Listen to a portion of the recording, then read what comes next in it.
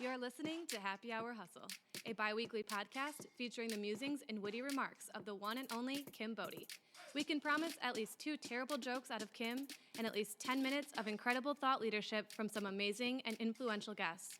So grab a glass of iced red wine and join us for a wild ride. Here's Kim.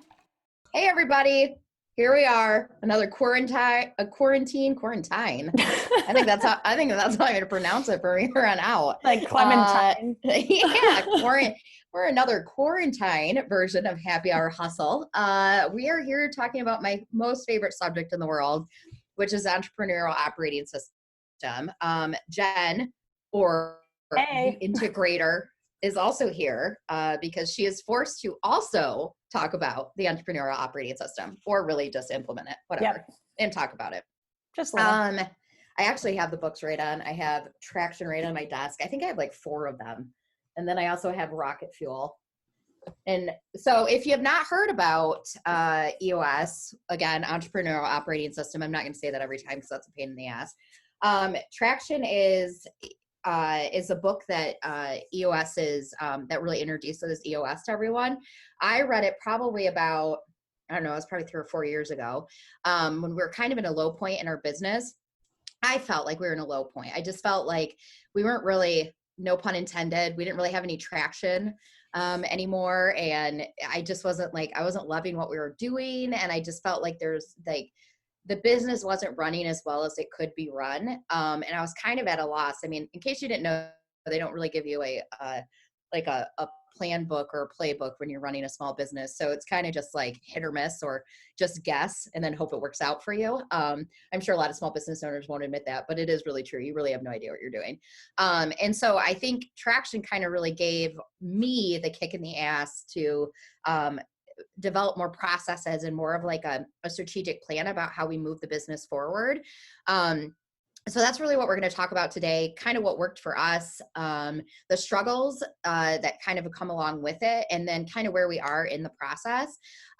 Jen, will you introduce yourself quickly, even though people know who you are, and then just talk about like what an integrator is within like the EOS process?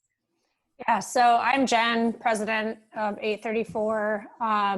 And the integrator piece is really the glue. It's the one that takes all of the big ideas from the visionary and brings them down to earth and then implements them into the agency or the organization. So it's really that functional piece of EOS of making it live and breathe within an organization. And I think before we kind of jump into EOS and really kind of what it is, I mean, a real quick overview is it's built on the Rockefeller habits. None of the information and none of like the kind of the premise of the book is new by any means. It just really almost is like, it's like a step-by-step guide. And I think that's what a lot of business books, and chime in, Jen, what you think, but I think that's what a lot of business books miss. They talk more about like the theory, but they don't ever talk about how to like put it into action. And I think that's one of the things, as you know, a business owner, you struggle with. Like, you can read all these business books and be like, yeah, that's a great idea. But then when it comes right down to it, you're like, how the hell do I even implement this? Right. What does that even look like? And what are the steps that I take? And just reading, just reading the book itself and knowing that it's a right path, like this is a right plan for you. It's really overwhelming if you don't know the next steps to take. Yeah, I also like the fact that what it does is it kind of sets the path, but it doesn't define the path, where you can go into multiple organizations that are running on EOS and their scorecards will look different and their processes will look different. Like, it's not one cookie cutter plan. Their agendas for their meetings will be different. Like, all it is just creating that structure so that you can function.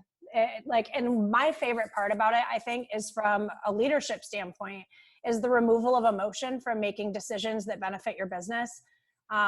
Because we're emotional beings, like, we're humans. It is our human nature to feel for other people.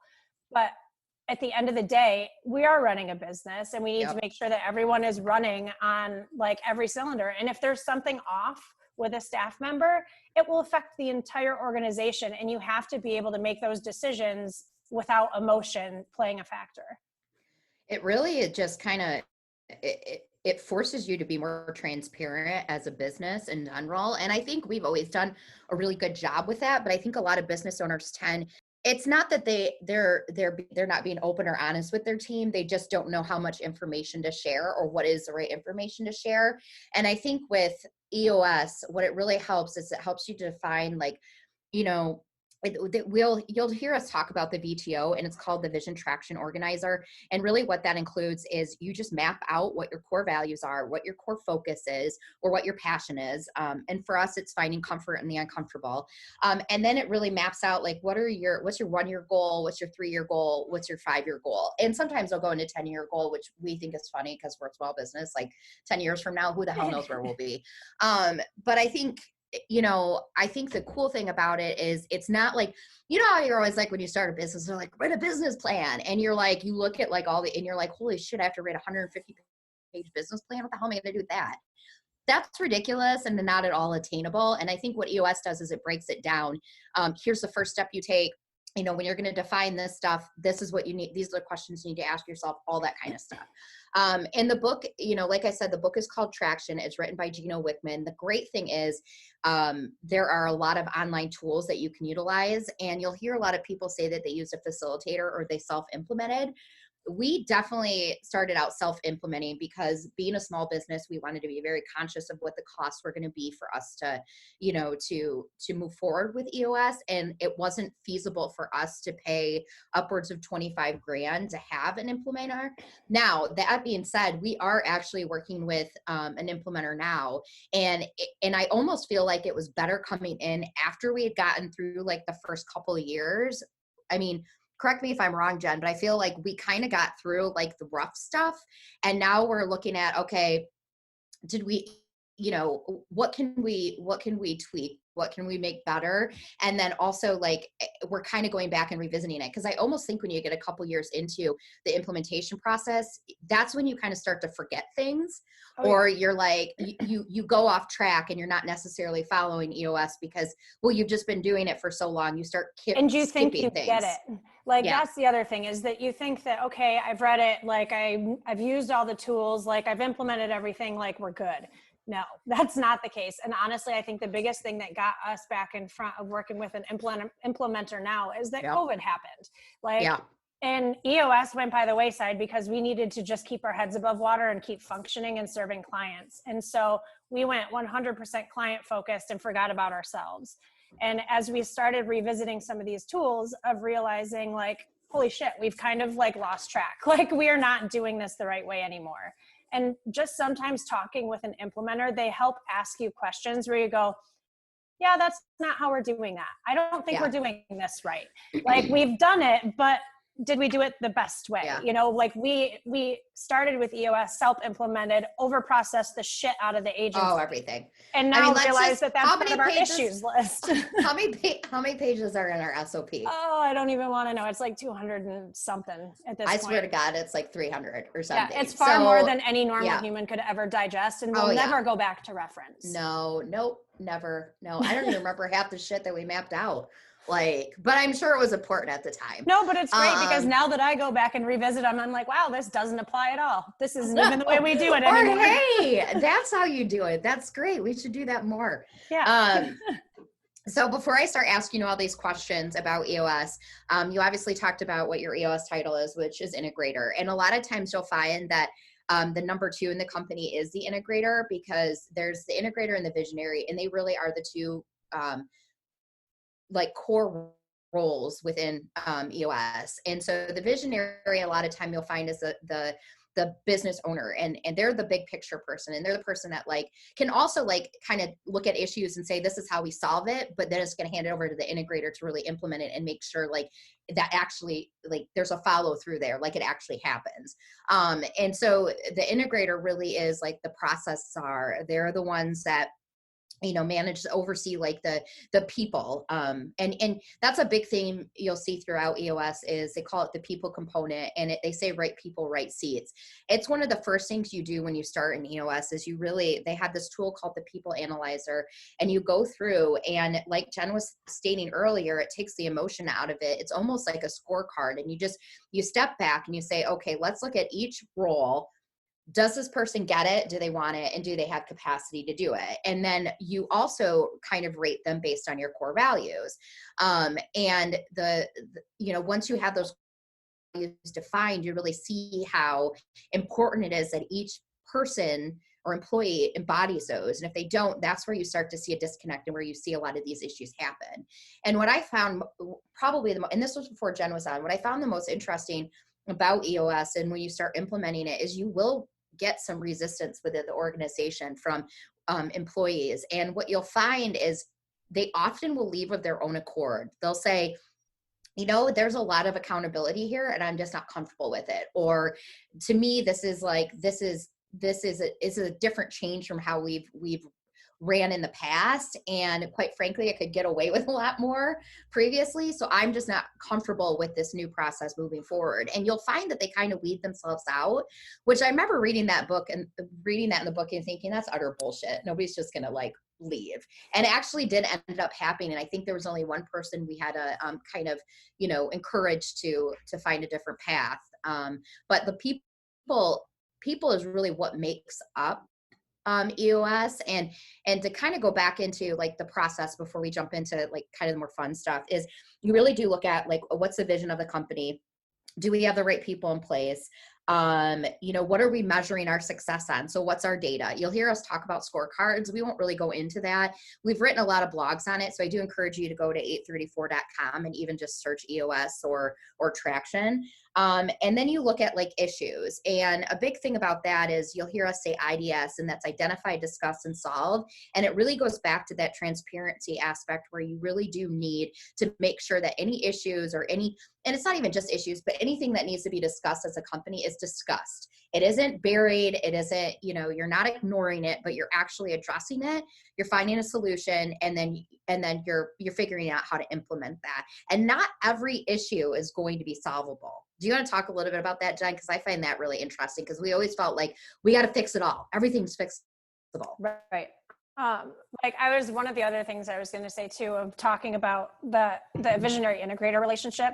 One of the things that I look at it as is defining the difference between those roles is the visionary is that person that's like, I have this awesome idea. We need to do it. This is going to be so good for the company. It's going to bring us so much revenue.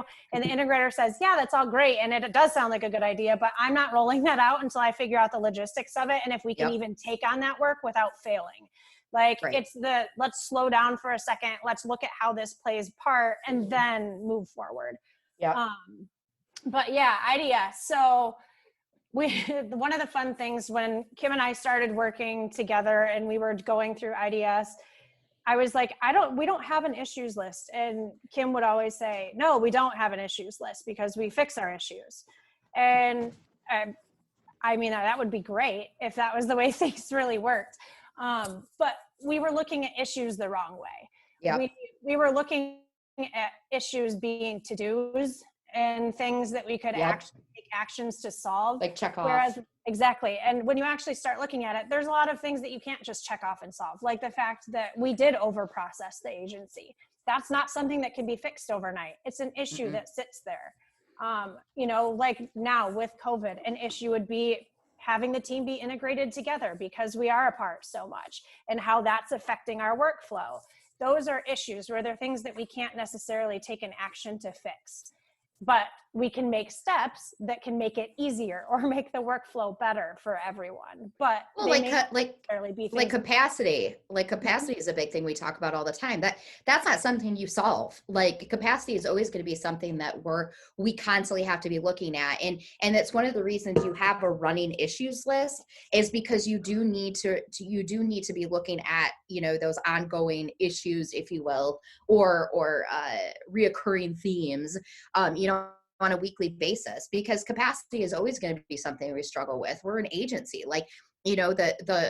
no one day is ever the same. So I think, capacity for us, we were just like, how do we solve this? We got to solve this. And we realized, okay, it's not going to be solved, but what we do need to figure out is how do we make it something we can work with?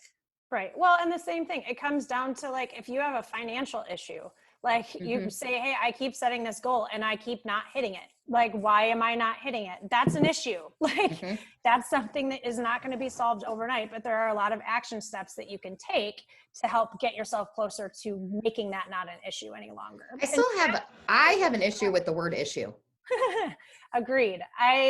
We talked about this with our team just the other day, where it has a negative connotation with it, where an issue has to be a problem, where sometimes things that are on the issues list or things that need to be IDS'd with a team aren't negative. They're just things that need to be talked about as a group. And it goes back to that transparency piece. Okay, we've kind of covered a little bit, what traction is. I think we talked a little bit about, the fact that we self-implemented, we're now working with an implementer. I want to talk a little bit about kind of what it's done for our company. So one of the things, I think one of the hardest things is you spend so much time with your leadership team, because that's very key, is that you identify who your leadership team is going to be when before you get started in EOS. And then you really have these really like intense and meetings where you're kind of setting the groundwork for EOS, which is really all ties back to your vision, traction, organizer. And then you have to roll it out to the team. And I think for us, we spent so much time talking about it as a leadership team. We didn't realize that it's not we're using EOS language and no one has any idea what we're talking about. So one of the things that helped us when we initially rolled it out is we give all of the current employees, and then whenever we do onboard a new employee, we give them the book, What the Heck is EOS? And that really is, sometimes I think it's almost a little bit more clearer than the initial book, Traction. But what it is, it's a really great book for employees to understand, this is what we're built on, and this is why we're implementing EOS, and this is how you tie into it and why it's important to you. Would you agree with that, Jen? Yes. I was going to say, did you just ask me a question? Because No, I did not. No, I was just like, go ahead. No, it's important though that the staff understands what those terms mean, because, and one of the things I love about our culture is that if somebody feels like they're not pulling their weight, they always throw out that, I'm sorry, I'm being a total two. Like where the EOS has integrated itself into our culture, where people are all using those numbers to talk about themselves. Well, and I think that I think probably my best piece of advice is to stick to your EOS schedule. That means you have your quarterlies, you have your state of the companies, you have your leadership meeting at the same time every week. You do not skip those. You do your one-on-ones, and you ensure that you are sticking to the outlined, I guess you could say level 10. And you'll read about that. I'm not going to go into detail, but that's essentially how you run a meeting. And those are really, really important aspects of EOS. Like Jen had said earlier, there's flexibility within it, and you do have to make sure you're adapting it to fit your company, but there are core pieces of EOS that are really non-negotiables. In your opinion, what do you think was the easiest thing to implement, and what do you feel like has been the hardest? Oh, gosh. Easiest, I would say, our core values. Mm-hmm. I think that everyone on our team name all of our core values. We just tweaked. Yeah. But I think that has been the easiest, and it's because we revisit it constantly. Yep. We actually ended up pulling it off of one of our meeting agendas, and then I put it back on because I was like, if we don't talk about this on a weekly basis, they're going to get lost and forgotten. And then hardest, the scorecards. I think the scorecards are the hardest. It's the most difficult to be able to come up with solid, measurable goals that support the staff's career growth as well as supports the agency. Yeah. Well, and they say in EOS all the time, every role has a number. We spent months trying to figure out what the hell those numbers were. It's harder to creative agency, I think. Yeah. And we're still like, is that even right? I don't know. And they do say, one of the things in the book, it says, once you get the numbers right, everything else just falls into place. So we're like, I don't know. I don't know if that's so right. But I Like, I think think that we at least we did a good solid step, because we also have spent the last 2 years when we do our organizational checkup saying everyone has a number. What does that yeah, even mean? Like, yeah, and we yeah, finally went through to be like, okay, this is what it means. We are assigning everyone a number. It's going to be clear. Like, I think it's important for us from a leadership standpoint, but I also think it's really important for the team to be able to have that number to strive for and to have a goal that they feel like they're reaching yeah. towards. To give you an example of a number too, because we forget sometimes people don't know what the hell we're talking about. So like our HR finance manager, one of her core numbers is none of our clients, no accounts are past. There are not more than 2 past due accounts. Now you might be like, well, shouldn't that be 0? Well, these also have to be realistic numbers. So, and also currently the United States Postal Office sucks a big one. So it's even harder for her to hit that number because people send checks by mail. But I would say our biggest, it really does need to make sure it's realistic and attainable, and that obviously it's a fit for that role. And I think that's one like that role, I think we really hit that number nail on the head. But there's other ones like, when you're talking a creative role, like our lead designer, or when you're talking like digital, or you're talking, public relations, it's like, it also has to be specific to the role and not the person. And I think what a lot of people get caught up in is they don't take the human aspect out of it. Now that's important to your culture, but when you're also trying to build, a business that's going to function well on EOS, you have to remember that it's got to be based on the role and not the individual person. So they have certain stuff that they need to meet within that role, and there's a certain number that's assigned to those roles that is essentially the number that means they're being successful in that role. So, well, and that's I think that's hard. You mentioned it earlier, is the seat. We didn't really describe what that means for people that don't know. So it's like you don't hire a person, you hire for a seat. And that seat is the role that you need to fill in your organization. And a person fits the seat doesn't fit the person. You don't mold what you need in the agency to fit a specific person that you want to bring in. And that's where it removes the emotion for you, is that if a person is no longer fulfilling the roles of that seat, they don't fit there anymore. And it's either there needs to be a shift in their work style, and that gets back to the get it, want it, has capacity to do it, or it might not be the right seat for them. And if there isn't another seat, that means you have to separate from someone. And it sucks. Like, doesn't make it any more difficult to make those decisions, but it does make it easier to have those conversations where it's not based on any emotion. There's not like I like you, I don't like you. It has 100% to do with the fact that they're not fulfilling the roles of their seat. Agree. How do you feel like EOS has really helped our team and then also our agency as a whole? The agency as a whole, I would say, it kind of gets back to what you were saying before of like, you have to have your EOS meetings. Like, you don't push them off. Like, they have to be consistent. One of the things I've said in the past is you need to treat them as if they're a business development meeting, because if you aren't doing them, who the hell is going to want to work with you anyway? Right. Like, if you can't get that stuff together and prioritize running your own business over getting business, you're going to fail anyway. So I think that's the part that was easiest. Is that what you asked me? No, I think that was probably, I wouldn't say it's the easiest, but it's probably one of the most important things that we've done for us, is to make sure that we're not just working in the business, but we're working on it.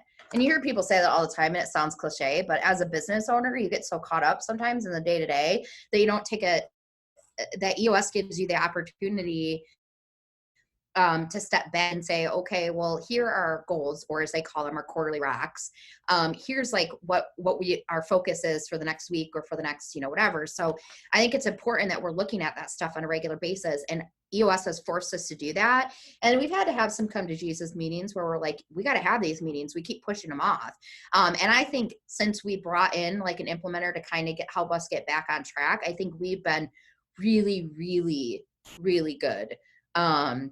but it's an ongoing thing. It's an ongoing, it's ongoing struggles to make sure that we keep our own business and as a priority. And don't forget that if we're not running well, then we're not serving our clients well. Right. Well, and I think that's part that has helped with having an implementer too, is that it gives you a non-biased third party because anyone that has done EOS or anyone that is going to do EOS will understand and empathize with this, but the visionary and the integrator often butt heads a lot. And it's hard for them to see outside of their relationship and who should be doing what. And sometimes there is a power struggle on that. And like, sometimes having the implementer is really helpful for being able to come and be like, this belongs in the integrator seat, or this belongs in the visionary seat. And integrator, you need to give the visionary capacity to do this. And visionary, you need to give the integrator capacity to do this. And like, you and I have gone back and forth on it numerous times because neither of us likes to fail. And so sometimes it's okay, if a process isn't working, do I step in and fix it?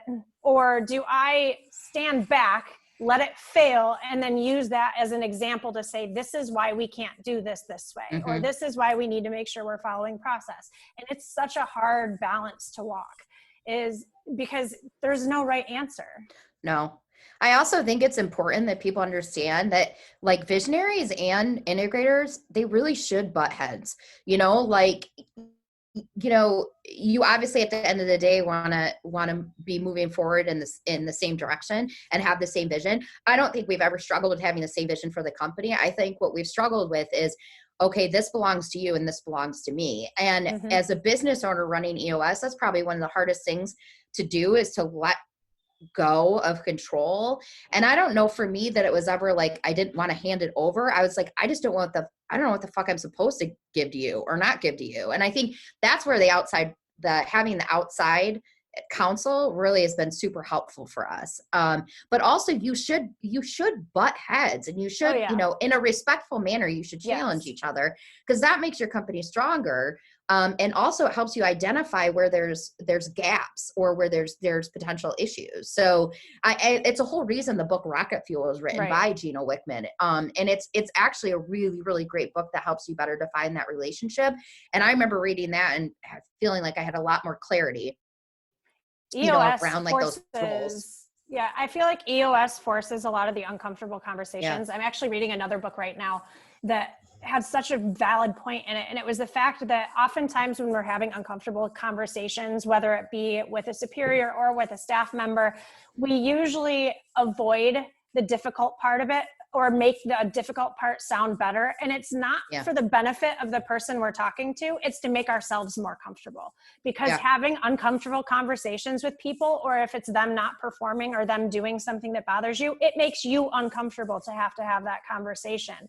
But if you're not being honest with that person, you are not giving them the tools to fix anything. And that's where problems continue to progress and they go forward. And EOS sets the platform and has the agenda structure and the meeting structure for that emotion to be removed and for impulse conversations not to happen. So like the way that we structure our team one-on-ones and our team meetings is that the agendas are made well ahead of time so that if things come up from a week-to-week basis, that you can go in and add things into your IDS that are already living there, sitting there. So everyone has access to those files and can look at IDS at any time and prepare themselves for conversations that are going to be coming.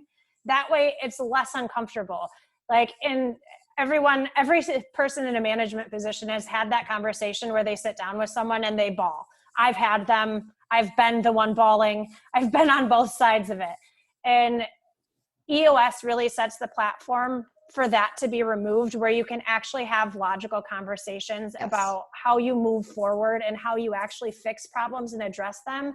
And it gets the IDS process where you actually solve it, because oftentimes what's making people are upset or why there is an issue in workflow, that's not the issue. The issue is something else that is creating that problem. And if you have a logical conversation about it and get to the solve part, then you can really address a solution for the problem.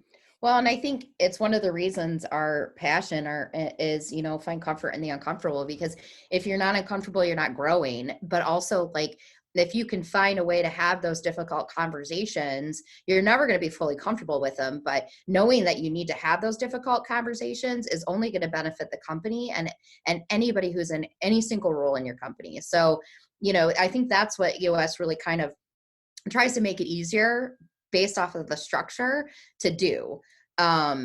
I would say, before we get into a rapid fire round, so we can have more fun with this podcast, I would say like the best thing for me as a business owner, it's the ability to feel like you're not alone. Like, I think sometimes like you feel the position can be very, very lonely. And I think that's because you feel like you're carrying a lot of stuff on your shoulders. And I think with EOS, it's much more, everybody's on the same page. And I think also like it just really made sure that we had the right people, and we had the best team that I've ever had in the 14 years I've been running this agency. And it really is because of EOS. I mean, again, that's just the process to get to where we are and the kind of your roadmap, but like also it makes it so much easier to ensure that you have the right team and that you have the right roles even within the company, and that you're also very clear on where you're going, and every single person understands how their role fits into the strategic plan you have for the company. And I mean, honestly, we are doing better than even in the midst of a damn pandemic. And I remember we had this question. I said, I don't honestly know that we would be here if we weren't running on EOS. And I know that totally sounds like I drank the Kool-Aid, and I guess I have. I'm basically selling it on the corner right now, but it really is. I mean, I do really think that's true. So I agree. And I think the fact that we've essentially gotten back to basics on it over the course of COVID has helped. I mean, I know organizationally, I feel a whole lot better since we changed like our meeting process and stuff like that. Yep. Yeah. And we stopped like over processing things and stopped having 3 meetings, 3-hour meetings a week. Yeah. Like what the hell? I will say No, we see each other enough. Jesus.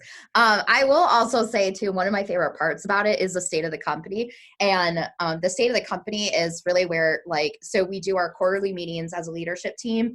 And the state of the company is when we sit down with the rest of the team and we really just kind of connect and do hey, let's review EOS. Let's look at everybody's, goals for the quarter. They call them rocks because get it, Rockefeller habits. I totally didn't make that connection until we were 2 years into the process, but that's why it was called that, but whatever.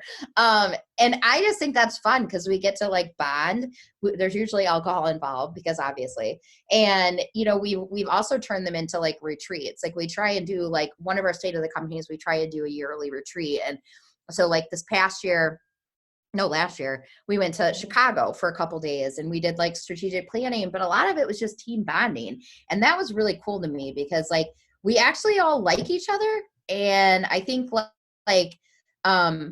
when you show your employees that you truly care about them and you're willing to invest in them, I think it just makes a stronger culture and a stronger company overall. And plus I have a lot of fun going places and drinking. I also think it's funny. So you talk about rocks and Rockefeller habits, just to bring everyone else up to speed. A rock is more or less something that can't be accomplished overnight. It's something that you always push off and then never end up getting done.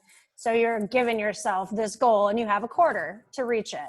But you think Rockefeller habits. I always think rock, I'm sinking into the bottom of the ocean and the mob has tied a rock to my ankle and it's dragging me slowly down to the bottom of this. Or you're pushing it uphill and you're this isn't working. Yes, it's so if I accomplish my rocks, it means that I was able to swim with them tied to my ankle. Yeah. And it basically means we're superheroes. Yes. That's totally what this is all about. Okay. So before we go on, I guess, what is any tip you would give a company that's either looking at, implementing EOS or is having a hard time with? I would say IDS. I think that getting your core leadership team together and having a straight IDS meeting where that's all you do of what are organizationally our issues, what do we need to overcome and really tackling those first. Because some of them might be easily solved quickly, and others you need to map out the plan of how you're going to address it. Well, and I think my biggest thing is I talk to companies that are like, yeah, EOS, we really want to do it, but, we're waiting for this or that. There is never going to be a perfect time. So stop trying to make sure you got this done, or you hired this person, or you got rid of this problem person. Like, it's never going to be perfect. And you have to force yourself to spend the time on it. It is one of the best things, if not the best thing I did for my company. And it was hard as hell. And it was a painful ass year. And two of the people that were on the leadership team at the time are no longer there. And it's not because they weren't good, as it burns you the hell out, and it is hard. I'm not going to sugarcoat this for you. It's difficult. It's hard. It's a pain in the ass. But once you do it and you're on the course, it honestly, it's just, you'll see the difference, almost immediately, but never. Go ahead. You can finish. I was just going to say, it's never going to be perfect. Nothing's ever perfect. Like, so if you're waiting for like the perfect circumstances or the ideal like time, like you might as well just not even plan on doing it, because it'll never happen. I was going to say, I went back and watched a little snippet video. The EOS website has tons of tools and videos and stuff on it. And one of the quotes that really sat with me, and I think is something that anyone that either isn't running EOS already or is thinking about doing it, is huge defining factor. And it's what you tolerate is what you accept. And as soon as you tolerate deadlines not being reached, you tolerate not having financial performance that you want, as soon as you show your staff that you're accepting of that, they are like, okay, cool. Like I'm just doing what I'm doing because you haven't fired me yet and you're not hitting your goals. So cool. And so as a leadership team, if you tolerate a behavior that is bad organizationally for you, you're already screwing yourself. Like, that's an easy thing to fix. Yep. 100%. All right. Now for the fun stuff. Okay. So the first few questions will be fall related, because it is my favorite season. Rapid fire. So bad. And I know you are terrible. So I'm going to try and make them real easy on you, because who's bad at something that's supposed to be spontaneous? I know. You are. As soon as you become a parent, apparently your spontaneity goes right with it. So yeah, that's true. There's no more like staying up all night drinking and whatever. Or like, hey, let's just go out of town. Just randomly. Let's go. Okay. So because we are now in September and 2020 has been 2020, what is your favorite fall activity? Orchards. Orchard.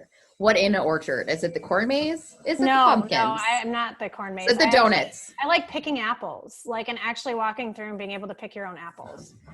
I live by Robinette's, and I've never seen anything like it. I just have to say that. I feel like it might be a bit of a cult. I also feel like that's something that we could do for a team activity, because COVID doesn't allow us to do anything, but we can be outside. Yeah, we could all go in a corn maze, and you guys could lose me there. That'd be fun. Because that's exactly what would happen. And you'd hear me screaming or obscenities coming from the corn. Yeah, I would normally say that football is my favorite thing about fall. I know. But I don't have that. So I know. I'm a little heartbroken. Bullshit. Yeah. Okay, if you had to spend one day as a team member, who would it be and why? Same one to say, Chelsea. I want to do fun, creative stuff and make pretty things. Fair enough. Fine, Chelsea, whatever. Okay. So what's your favorite thing about your daughter, Quinley? Oh God, she's independent as hell. I love it. It terrifies me. And hate it. Yeah. It terrifies me, but I'm raising her right. I watched her today on a video at daycare, and she was in the corner and she had all of the kids around her and she had a book in her lap. She cannot read. She's 2. But I was like, look, she's reading story time and can't even read. This is fabulous. All right. Same question for Cruz. Let's see. For Cruz would be his artistry. He's such a creative person, and he draws better than I can draw. And tell everybody how old he is, because it's ridiculous. And he has his own Instagram. Yes, he has his own Instagram. Diamond Flow Art. Feel him and all of his fun drawings. But yeah, he loves to draw, and he actually was just telling me earlier today about this bass that he drew and all of the shading and pencil work that he did. And I'm like, yeah, I can't do anything like that. You want to see my stick figure? Yeah, I feel dumb. Would you like to see this cloud I drew with maybe a rainbow or a tree? That'd be amazing. Yeah. So he totally blows me out of the water. Okay. What's your favorite 834 memory? Honestly, I really liked when we went and painted signs. I thought that was really fun. Like, you wanted to hate it so bad. I mean, I didn't hate it because I was drinking, but I was like, God, this is painful. What you did tell everybody at secret how about you actually ruined somebody's piece of art in the studio because you went and touched it. And I was like, what are you doing? And you smeared their paint all over and then ran away. You told me to run away. But I was like, don't tell anyone. They're like, no one will notice. Just go away. I mean, but they will. It was you definitely messed it up. Yeah, it was a very cool, like, acrylic style painting, and I was very fascinated by it. And then I touched it because I thought it was dry, and it definitely was not dry. So yeah, that was a bit awkward. Yeah. Luckily, I had a nice apron on that I could wipe my fingers off. Yeah, not fix the sign, but I mean, at least there was no fixing it. No, there wasn't. That poor person. I will say that was fun, and shout out to Brush Studio because they were really, really cool about it. And I think that because I remember going there years ago and doing like just a acrylic painting, and I definitely like the wood stencil signs easier. It was a lot harder for me to screw up. So that was great. And everyone was so creative, and I was like, yeah, no. But that was fun. Let's see. We'll end with this. What's a piece of advice you have for young professionals? Live your truth. Like, if you think something's wrong and you feel like you're not being spoken to appropriately, say something about it. Don't just go by the wayside and tell other people about what happened. Like, that's, I think, confrontation. It's so hard. It's so hard, but the world, the way it is now, has to be more accepting of it. And like, people just need to have the courage to be able to stand up for themselves because they deserve more. And you need to be empowered to do so. And we talk about that a lot because I think it's hard for females, especially because, you know, the words used to describe us are very different than words used to describe our male colleague counterparts. And I think we have to really change the conversation around it. And that starts with pushing back, and that starts with being addressing it. And I know confrontation is hard when you're younger, but and I don't think you need to look at it as confrontation. You know, look at it as, just to your point, like, know your truth, tell your truth, and live your truth. And know your worth, and don't let anyone ever tell you otherwise. Right. Like, 'cause F them. Yeah. Well, and it's, people stay in bad situations for a long time because I did it. Like, I did it where I was like, this happens all over the country. Like, I'm no different. Okay. Like, exactly. So I'm not the only one going through this. So why am I going to be the one that stands up, loses my job, all of this sort of stuff over it? Which I did. Feel like you'll be labeled. Like, which I did. I did stand up for myself, and I did lose my job. Like, but that's the world that we live in. And it's sad that it is like that. Well, and honestly, consequences do come out of that. But I think you have to realize that there's consequences to also not addressing it or standing up for yourself, and what's going to be easier to live with. So yeah, it's not easy. It's not. On that happy note, is this our 51st? I think this is our 51st episode. If you haven't listened to our 50th, you really should, because that was pretty funny. I actually got interviewed. Shocking.